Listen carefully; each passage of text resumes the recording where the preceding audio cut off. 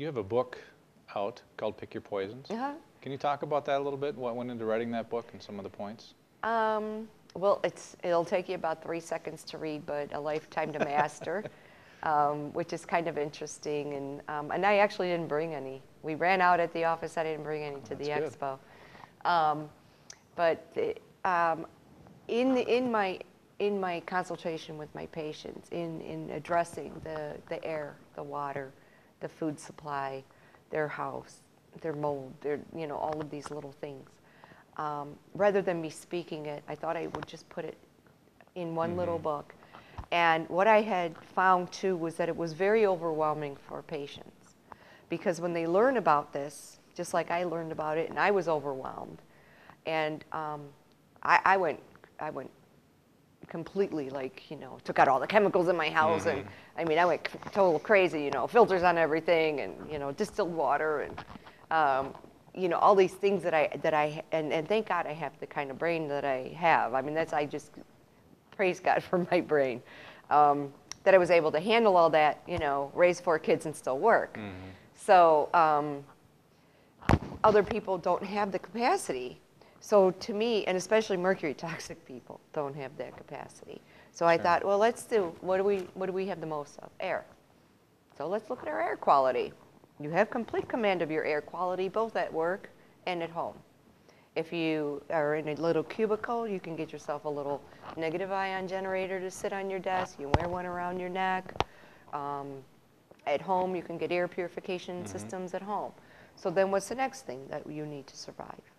Water. Okay, water, because you can go longer without water than you can without oxygen, right? So I'm taking it like a life thing. So then you go water next. Okay, well, that's life-giving. Water is life-giving. And if you're drinking tap water, you're drinking dead water. You're drinking somebody else's birth control pills and Viagra. And then they wonder why everybody's hormonal. But so every pharmaceutical ever flushed down the toilet or urinated or defecated out is in our drinking water. So you don't want to do tap water. Filtering it is the best way to go. Then there's several different filtration systems. I don't have any one that I like the most, because it seems like as soon as I think I've got one, then they come up with something better. Technology's moving it faster than you can print a book. So, I just encourage them to go to different websites and do their own research, and whatever resonates with them in their pocketbook. I mean, you could spend hundreds of thousands of dollars. So I buy distilled water and put minerals back in it, because distilled is dead. So you have to revitalize it.